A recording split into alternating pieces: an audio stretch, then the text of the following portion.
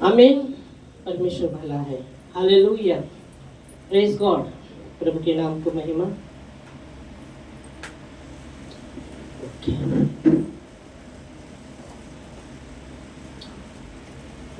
एक करंथियों 16वां अध्याय और 14 वचन कहता है, जो भी तुम करते हो प्रेम से करो। हम पढ़ेंगे वचन।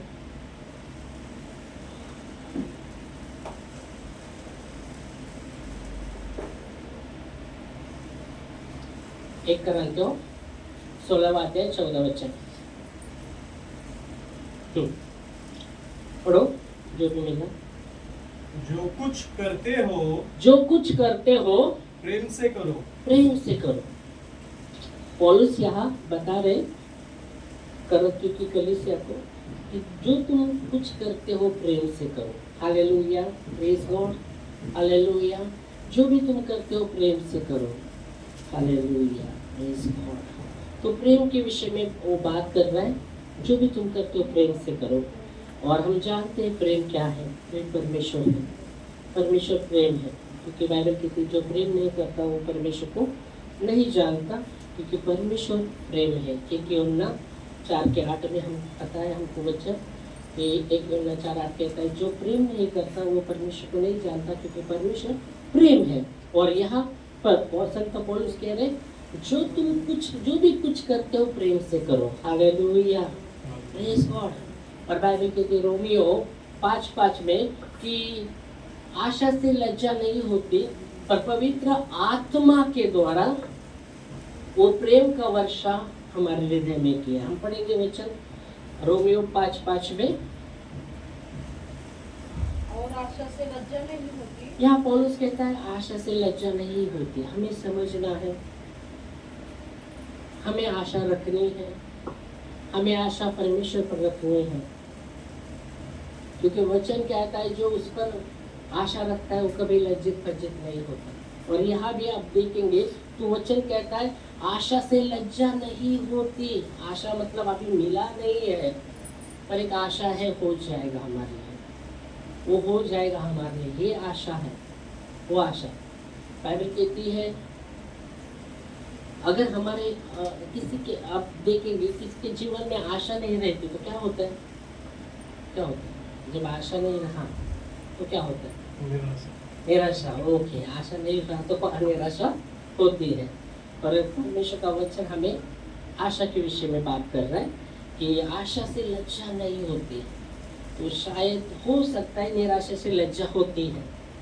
बहुत बार निराशा से उल्टा हम बोल सकते हैं। इधर या वचन के विरुद्ध में आप देखेंगे तो वही निराशा से लज्जा होगी, निराशा से लज्जा फज्जा होगी। पर बाइबल के लिए आशा से लज्जा नहीं होती। दूसरी बात, अगर एक व्यक्ति के जीवन में आशा नहीं रहा तो क्या होता है? क्या होता है? अगर एक व्यक्ति के जीवन में अगर आशा ही नहीं रहा तो बोल सकते हैं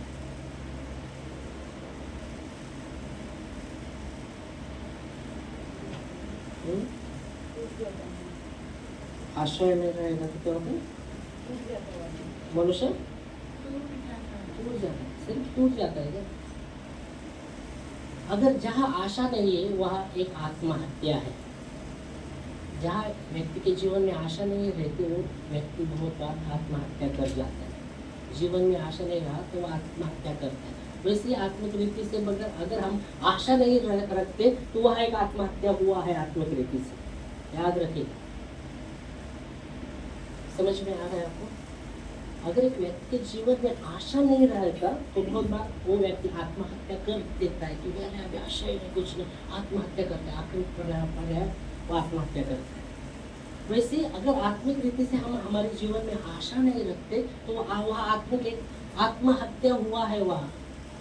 और इसलिए बहुत देखो आशा, जैसे आशा से लज्जा नहीं होती। पौलुस बोला अभी आशा क्या है? बोला आशा तो अभी नहीं मिला, पर एक आशा है, होगा, वो परमेश्वर हमारे लिए करेगा। क्योंकि बाइबल कहती है आशा अगर देखने में आती है तो आशा कहाँ गई? रोमियो हम आते हैं रोमियो की किताब में। रोमियो की किताब 8वां अध्याय और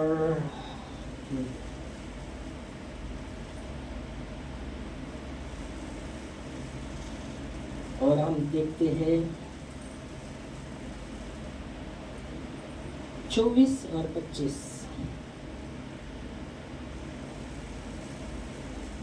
इस आशा के द्वारा हमारा उद्धार हुआ है। क्या बोल रहा है वचन? इस आशा के द्वारा हमारा उद्धार हुआ है। इस आशा के द्वारा हमारा उद्धार हुआ है। ओके, इस आशा के द्वारा हमारा उद्धार हुआ है। परंतु जिस वस्तु की आशा की जाती है, हाँ, जब वह देखने में आई तो फिर आशा कहाँ रही? क्योंकि जिस वस्तु को कोई देख रहा है उसकी आशा क्या करेगा? अभी जब यह वचन कहता है इस आशा के द्वारा हमारा उद्धार हुआ है, परंतु जिस वस्तु की आशा की जाती है जब वो देखने में आए तो फिर आशा कहाँ रही? मतलब आशा देखने में नहीं आती। पहले तो हम देखते आशा नहीं, अभी दिख रहा नहीं हो, पर एक आशा है, हो जाएगा। ये आशा, अगर वो आशा पहले हम देखने में आए तो आशा कहाँ रही? वो कह रहा है, सवाल करता है। हाँ, फिर आगे। परंतु जिस वस्तु को हम नहीं देखते, यदि उसकी आशा रखते हैं, अभी जिस वस्तु को हम नहीं देखते, अभी नहीं दिख रहा वो, पर उसकी आशा रखते हैं, तो धीरज से उसकी बाढ़ भी जोतते हैं। हाँ, फिर वो धीरज के साथ उसकी बाढ़ भी हम जोतेंगे। Hallelujah, praise God. समझ में आ रहा है वचन क्या कह रहा है यार? इस आशा के द्वारा हमारा उद्धार हो। इस आशा के द्वारा हमारा उद्धार हो। इस आशा के द्वारा, तो हम इस आशा का आया तो उसके ऊपर कुछ तो वचन रहेगा। तो 23 वचन क्या कहता है?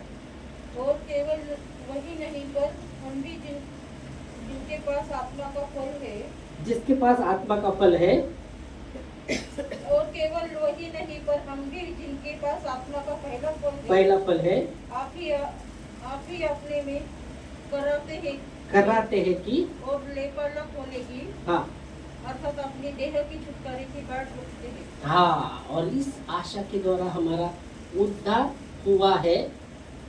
फिर वो आगे जाकर कहता है, अगर जिस आशा की वस्तु की आशा की जाती है, अगर वो देखने में आती तो आशा कहाँ रही? फिर बाद में वो कहता है 25 में, परंतु जिस वस्तु की आशा हम नहीं, क्या कहते हैं, जिस 25 पर हम नहीं देखते, हाँ, यदि उसकी आशा रखते हैं तो धीरज से उसकी बाढ़ भी जोतते हैं। जिस वस्तु की आशा वस्तु को हम नहीं देखते, जिस वस्तु को हम नहीं देखते, यदि उसकी आशा रखते तो हम धीरज के साथ उसकी बाढ़ भी जोतते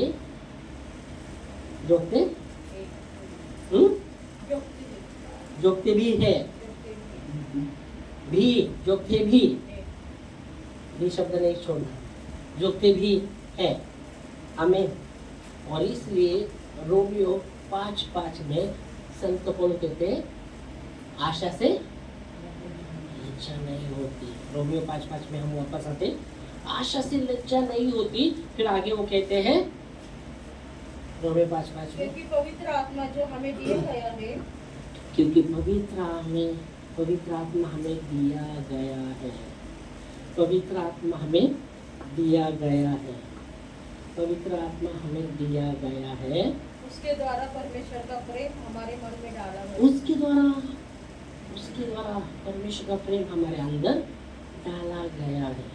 किसके द्वारा? परमेश्वर के पवित्र आत्मा के द्वारा वो प्रेम हमारे अंदर डाला है।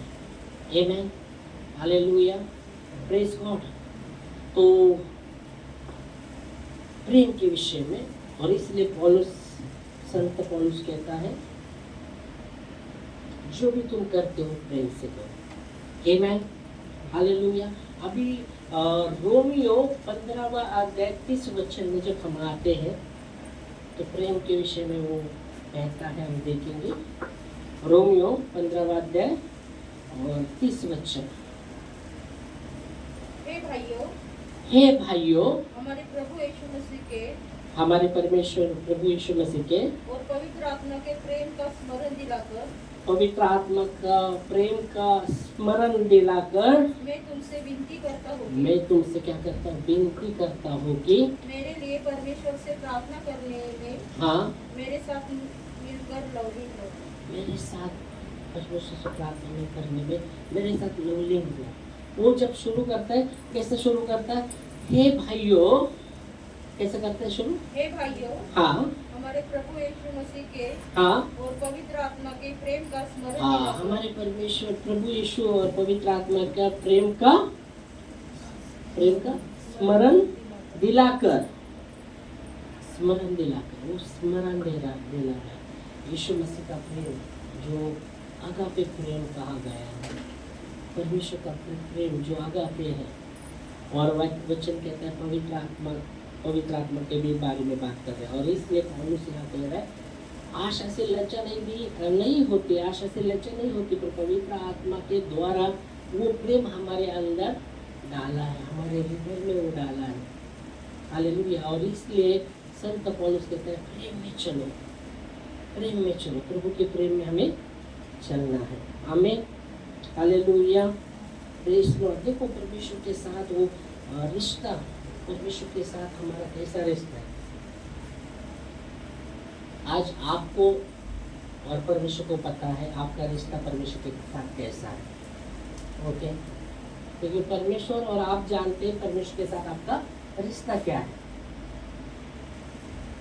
और कैसा, कितना गहरा है या घनिष्ठ है, कितना गहरा या घनिष्ठ है। तो खास करके हमारा रिश्ता परमेश्वर के साथ घनिष्ठ गहरा होना बहुत ही जरूरी है। हमारा रिश्ता, कुछ तो रिश्ते बहुत ही घनिष्ठ होते हैं, बहुत ही घनिष्ठ, कुछ रिश्ते घनिष्ठ नहीं रहते। तो परमेश्वर के साथ हमारा रिश्ता कैसा है, आज हमको देखो। अगर हमारा रिश्ता परमेश्वर के साथ वो रिश्ते में, घनिष्ठ रिश्ते में हमें आने की जरूरत है। आमीन। क्योंकि परमेश्वर के देखो आदम और हवा के विषय में भी हम जब देखते हैं, देखो परमेश्वर की उपस्थिति में वो रहते थे। ओके, वो एक रिश्ते में थे परमेश्वर के। और बाइबल कहती है वहाँ आप देखेंगे तो शैतान सांप के समान स्वरूप में आता है, उनको बहकाता है और वो क्या करते हैं, आगे दौड़ करते हैं। और फिर वो रिश्ते से भाग रहे, उपस्थिति से भाग रहे। जब उनकी आंखें खुल गई और वो हर दिन परमेश्वर की उपस्थिति में वो रहते थे, जब उनकी आंखें खुल गई वो छुपने लगे, भागने लगे, अपने आप को छुपाने लगे। परमेश्वर के उपस्थिति से वो भाग रहे थे। फिर भी परमेश्वर, बाइबल कहती है शाम के समय में आदम को आवाज देता, आदम तो कहाँ है, आदम तो कहाँ है। फिर वो कहता है कि तेरा शब्द सुनकर मैं चुप गए। आदम कहता है कि तेरा शब्द सुनकर मैं चुप गया। और आगे स्टोरी आपको पता है क्या होता है। पर परमेश्वर चाहता है हम उस घनिष्ठ रिश्ते में उसके साथ बने रहें। इसलिए 1 Corinthians 1:9 में वचन कहता है कि परमेश्वर सच्चा है और उसने आपको और मुझे मसीह की संगति में बुलाया है। हेलो, आमीन। तो हमारी संगति कहाँ परमेश्वर के साथ कैसी है, हमारी संगति कैसी है हमको जानना है। अगर हमारी संगति कुछ समय, कुछ पल के लिए हम संगति करते हैं और फिर बाद में संगति में नहीं रहते, तो वहाँ रिश्ता घनिष्ठ कहाँ होगा। ओके, तो बाइबल कहती है वो दूल्हा है और हम दुल्हन है। वचन मिलता है जो दूल्हा और दुल्हन का विषय में हम देखते हैं।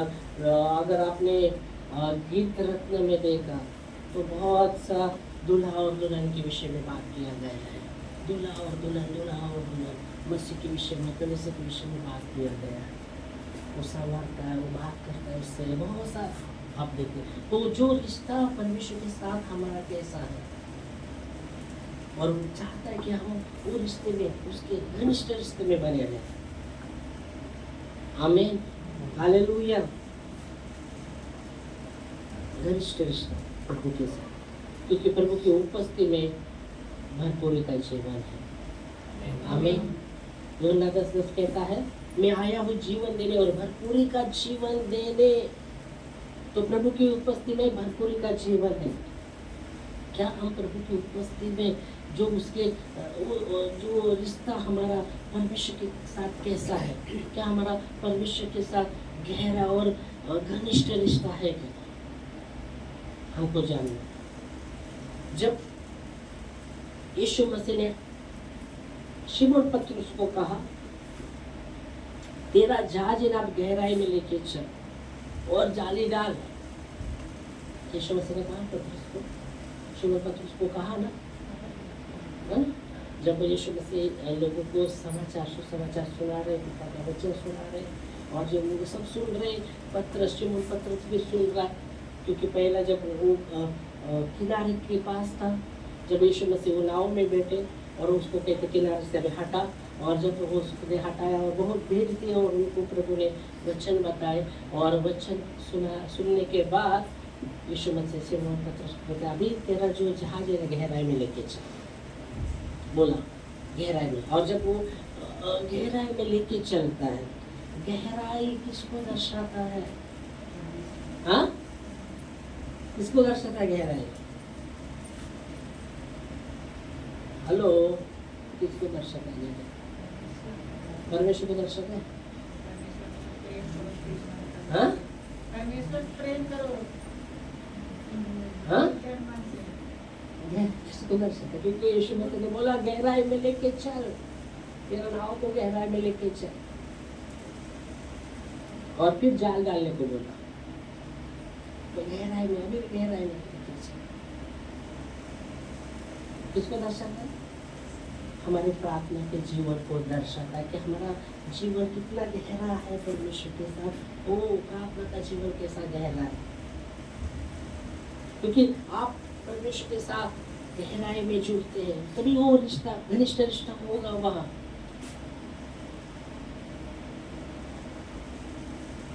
समझ में आ रहा है? गहराई को दर्शाता, गहराई में लेके चलो, तो वो प्रार्थना का जीवन को दर्शाता है। हमारा जीवन प्रभु के साथ कितना गहरा है, हमारा रिश्ता परमेश्वर के साथ कितना गहरा है। बहुत बार लोग गहराई में जाने के लिए डर जाते हैं। आप देखेंगे तो बहुत बार लोग गहराई में उतरने के लिए डर जाते कि नहीं? गहराई में लोग, अरे बाप रे, गहराई में उतरना, ऐसे बोल रहा, ऊपर ये बोल रहा, ऊपर से बोल रहा था।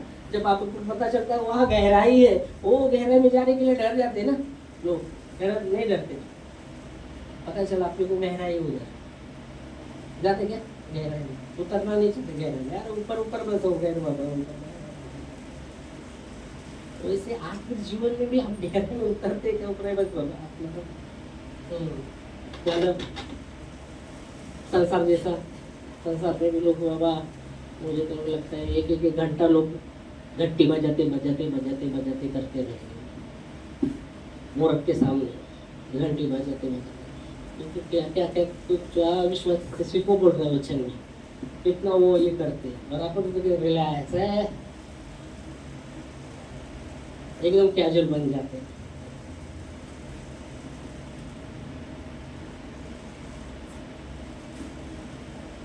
तो यहाँ आप देख सकते हैं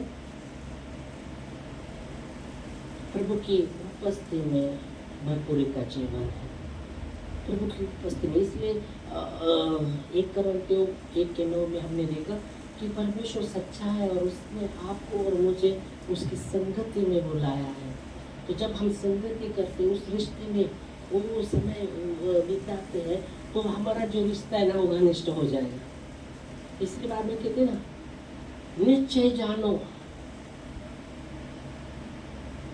निश्चय जानो, भजन संहिता में लिखा है, निश्चय जानो वही परमेश्वर है, उसने आपको और मुझे बनाया है, हम उसकी चरवाई की भेड़ें बोला कि नहीं बोला?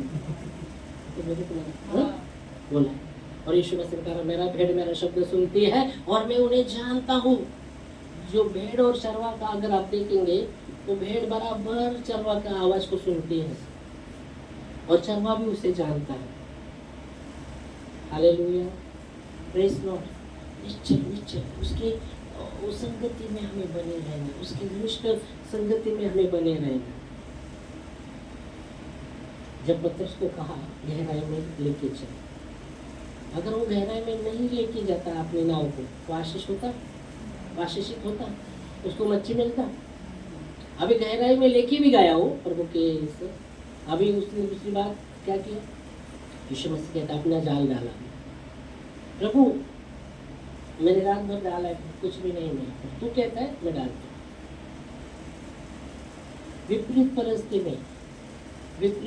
में परमेश्वर पर विश्वास, विपरीत परिस्थिति में कुछ भी नहीं हो रहा,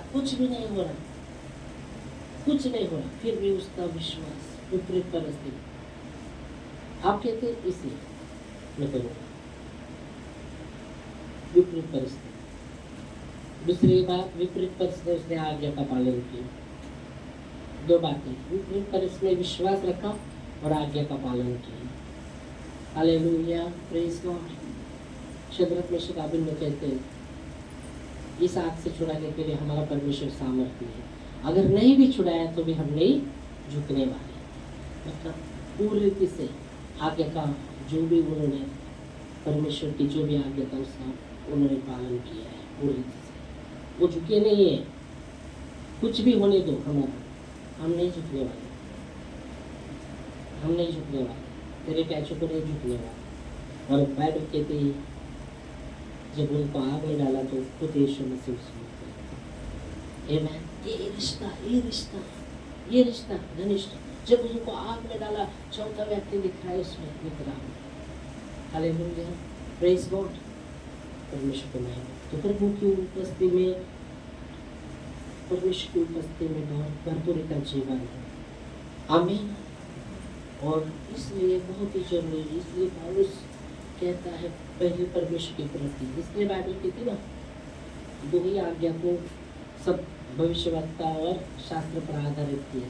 पहले परमेश्वर से, मत्ती 22 के 39 वचन में लिखा गया, तेरा परमेश्वर उससे पूरे मन से, पूरी बुद्धि के साथ, पूरे प्राण से प्रेम करना, यही पहली और मुख्य आज्ञा है। पूरे अधूरा नहीं था, पूरा मन, पूरे प्राण से। कैसे लेकर पढ़ो? उसने उससे कहा, यीशु ने उससे कहा, तू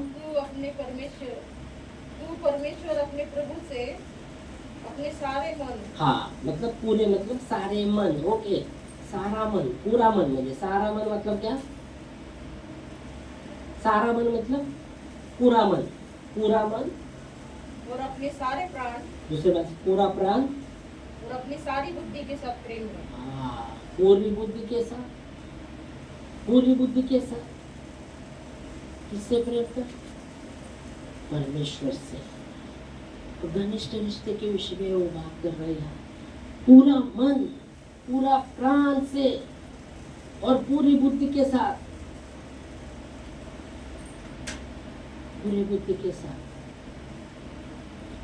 पूरा मन।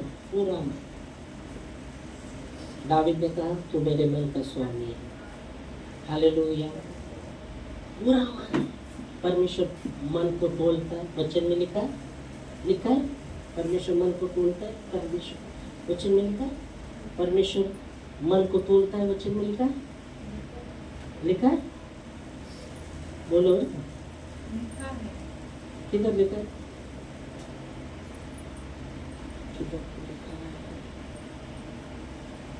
लिखा है, पढ़ा है, लिखा है परमेश्वर मन को तोलता है। और बोलो, परमेश्वर मन को तोलता है, मन के विषय में। और तीसरी बात बुद्धि के विषय में लिखा है। बुद्धि का विषय में लिखा है क्या? क्या लिखा है? क्या लिखा है बुद्धि के विषय में? हाँ नहीं, वो तो है, मैंने इसलिए हमने वो तीनों बातों को लिया, अभी उस पर हम बोल रहे थे। दावीद कहते हैं तू मेरे मन का स्वामी, तो मन को जानने वाला, मन को तोलता है परमेश्वर। ओके, उसके विषय में हमने देखा। ओके, दूसरा हमने क्या देखा? दूसरा मन को तोड़ता है, पूरे मन से, सारे प्राण से, सारी बुद्धि, हाँ सारी बुद्धि। अभी प्राण बाद में लेते हैं, अभी बुद्धि बोलते हैं। बुद्धि तो बुद्धि को मैं बोला तो बुद्धि, हाँ बुद्धि का क्या बोल रहे हैं, बोलो बुद्धि का क्या बोल रहे हैं? सारे बुद्धि से प्रेम करना वो बोल रहे हैं। तो बुद्धि क्या है? बुद्धि जैसा बोला मन को तोड़ता है परमेश्वर, बुद्धि के विषय बुद्धि परमेश्वर देता है, ओके परमेश्वर बुद्धि देता है ना, देता है। और बुद्धि जब परमेश्वर ने दिया है ओके, और वचन में क्या लिखा है? वो अपने समझ का सहारा ना लेना और संपूर्ण मन से यहोवा पर भरोसा रखना। उसको नीति वचन 3 अध्याय 5-6 में लिखा गया है, 5 और 6 वचन में, तो अपने समझ का सहारा ना लेना और संपूर्ण मन से यहोवा पर भरोसा रखना, उसको स्मरण करके काम करना, वो तेरे लिए मार्ग खोलेगा। आमीन। पढ़ो नीति वचन 3 अध्याय 5 से।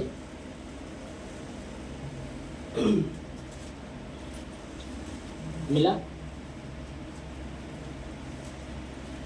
वो अपनी समझ का सहारा न ले। पहली बात वो कह रहा है तू अपनी बुद्धि का सहारा ना लेना। परमेश्वर बुद्धि देता है, पर बहुत बार हम बुद्धि, बहुत बार परमेश्वर पर, जो परमेश्वर देता है बुद्धि, बहुत बार हम संसार का बुद्धि चलाने लगते। संसार भी बुद्धि देता है, संसार का भी जो आप ज्ञान बहुत है दुनिया में, मालूम है दुनिया में बहुत से ज्ञान है, पर उनका ज्ञान, इसलिए बाइबल कहते हैं संसार के ज्ञान वालों को नहीं परमेश्वर ने चुना। किसको चुना? नहीं, बुद्धि को। तो संसार में भी बहुत ज्ञान है, बहुत बार हम संसार के ज्ञान अपना दिमाग चलाने लगते हैं, और इसलिए वो बात कर रहा है वो संसार के ज्ञान का, और तू अपना बुद्धि के सहारा न लेना, अपना वो संसार ज्ञान मत चलाना परमेश्वर के सामने। क्या बोल रहे वचन? तू अपनी समझ का सहारा न ले। ये तो ऐसे बहुत से लोग हैं, बहुत क्या बोलते हैं, बहुत से वो जो बड़ा करते हैं, बहुत सी मीटिंग रखते हैं, बहुत से लोग बड़े बड़े ज्ञान वाले रहते हैं, बरोबर आपको, बहुत से ज्ञान वाले, संसार का ज्ञान बहुत ही ऐसे ऐसे बांटेंगे, और बाद में हो गए मीटिंग और रात को 7-7 मिल के पिएंगे। संसार की बात कर रहा मैं, संसार का ज्ञान वाले ऐसे भी लोग। इसलिए बाइबल कहता है तो अपने जो संसार की बुद्धि का सहारा न लेना और संपूर्ण मन से यहोवा पर भरोसा रखना, उसको स्मरण करके सब काम करना। यहाँ भी रिश्ते के बारे में बात कर रहे हैं, उसको स्मरण करके सब काम करना, तब तेरे लिए सीधा मार्ग निकाल। तब तेरे लिए सीधा मार्ग। तो बुद्धि के विषय में बात कर रहे हैं, प्राण के विषय में,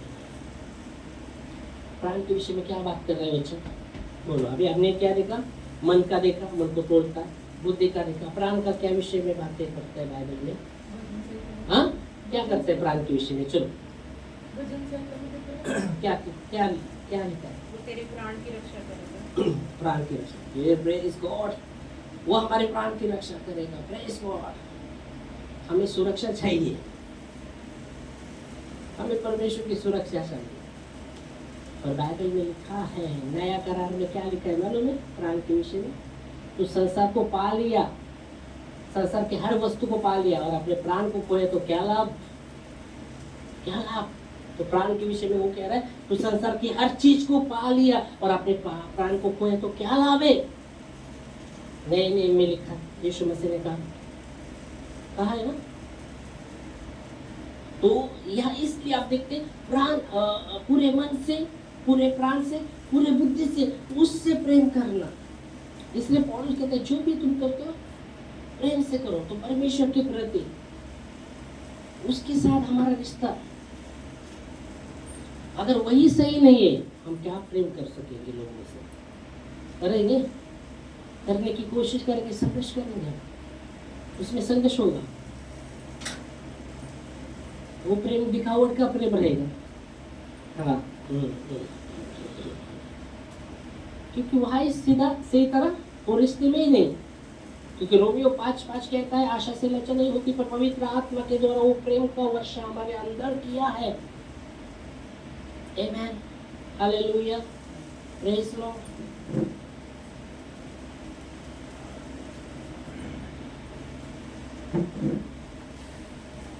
बोलिए।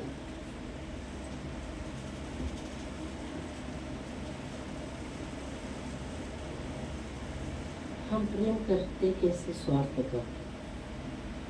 हम प्रेम कैसे करते? स्वार्थ का। स्वार्थ अपने लोगों से प्रेम करना, बाकी जाने दो। यीशु मसीह कहते दुश्मन से प्रेम करो, दुश्मन से प्रेम करो। इसलिए मैं आज नहीं रहा था, एक ऐसा ये मोबाइल पर देख रहा था, तो वो वचन थोड़ा आ रहा था। एक भाई है, वो बता रहे थे, मैं बोला दुश्मन से प्रेम करो, ऐसा वचन क्या। तो एक लेडी बोली मैं दुश्मन से प्रेम करूंगी पर मेरे सास से प्रेम नहीं करूंगी। वो बता रहा मैं दुश्मन से प्रेम करूंगी, मेरे सास से नहीं प्रेम करूंगी। उसने बोला ऐसा क्यों? तो क्या बोली रहेगी वो? क्या बोली रहेगी? हेलो, क्या बोली रहेगी? मैं दुश्मन से करूंगी प्रेम, मेरे सास से नहीं करूंगी प्रेम। क्या बोली रहेगी वो? चलो बोलो, क्या बोली रहेगी? दुश्मन से प्रेम करूंगी, मैं सास से नहीं करूंगी प्रेम। उसको वो बोल रहे दुश्मनी हो गया ना। हाँ, दुश्मनी हो गया ना। क्या हो गई? वो बोलती दुश्मन से प्रेम करूंगी, मैं सास से नहीं करूंगी मैं प्रेम। हाँ?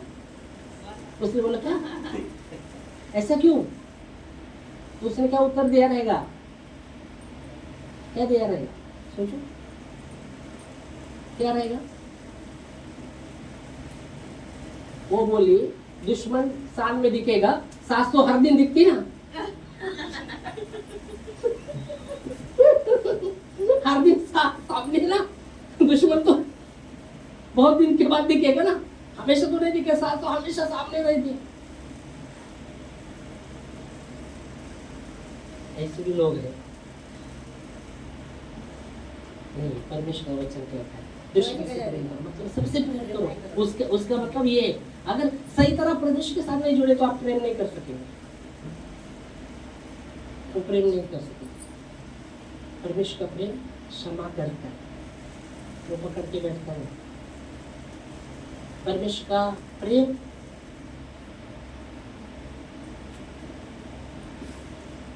स्वार्थ नहीं देखता। बहुत लोग स्वार्थ देखते हैं, और स्वार्थ नहीं हुआ तो फिर कहने लगते। कुछ बहुत बार पहले मैंने बोला था एक व्यक्ति के विषय, वो पास्टर ने बोला क्या बोला, ऐसा ऐसा मैंने वो किया उनके लिए, ये किया वो किया। बोला अरे आपने जो भी किया, अगर उसके प्रति मेरा प्रेम रहेगा और वो विरोध में आएगा व्यक्ति, तो मैं नहीं निकालूंगा मैंने ये किया, उसको मदद किया, वो किया। वो प्रेम नहीं है, वो तो ये स्वार्थ है। अरे मेरा कुछ नहीं हो रहा तो अभी मैं निकाल रहा, मैंने इसमें कुछ दिन मदद किया, वो किया, वो तो स्वार्थ है। अगर वो व्यक्ति मेरे विरोध में आएगा फिर भी मैं नहीं निकालूंगा कि मैंने क्या किया उसके लिए, कितना मदद किया मैंने। अगर वो कर रहा है तो वो स्वार्थ का प्रेम है, उससे कुछ मेरे को ये नहीं हो रहा तो मैं निकल रहा। परमेश्वर का प्रेम निस्वार्थ का प्रेम। इसलिए यीशु मसीह ने कहा मैं तुम्हें नई आज्ञा देता अपने चेलों को, जैसा मैंने तुमसे प्रेम किया वैसे तुम भी एक दूसरे से प्रेम करो। आमीन। इस समय हम खड़े होंगे प्रार्थना में। प्रभु धन्यवाद आपके वचन के लिए। और संत पौलुस कहते हैं तुम जो भी करते हो प्रेम से करो। और आपके वचन में लिखा गया है परमेश्वर सच्चा है, उसने हमें मसीह की संगति में बुलाया है। परमेश्वर